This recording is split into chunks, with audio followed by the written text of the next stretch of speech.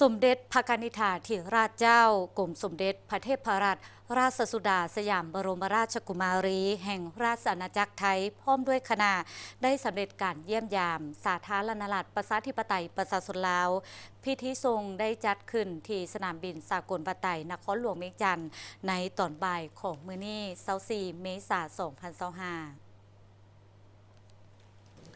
โดยมีทานทองสวรรค์พรหมวิหารรัฐมนตรีกระทรวงการต่างประเทศทั้งเป็นรัฐมนตรีเกียรติยศพร้อมด้วยคณะผู้แทนของสาธารณรัฐประชาธิปไตยประชาชนลาวและภาคส่วนที่เกี่ยวข้อง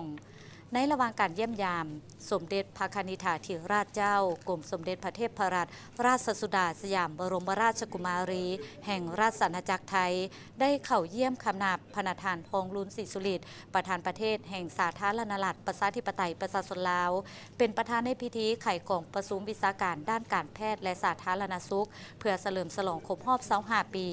โครงการฝึกอบรมเทคโนโลยีทางด้านการแพทย์และสาธารณสุขสำหรับบุคลากรการแพทย์ของสาธารณรัฐประชาธิปไตยประชาชนลาวนอกนั้นยังได้เสด็จเยี่ยมยามและเข้าร่วมพิธีเปิดการนำไส้อาคารหลังใหม่ของโรงเรียนวัฒนธรรมป้องกันความสงบอยู่แขวงเวียงจันทน์และศูนย์พัฒนาบริการด้านการเกษตรห้วยโซนห้วยซั่วอยู่นครหลวงเวียงจันทน์ซึ่งเป็นการประกอบส่วนเข้าในการสืบต่อหัดแน่นเสริมขยายสายพันธุ์มิตรภาพและการหัวมือฐานบ้านใกล้เฮือนเคียงที่ดีที่มีมาแต่โดนนาน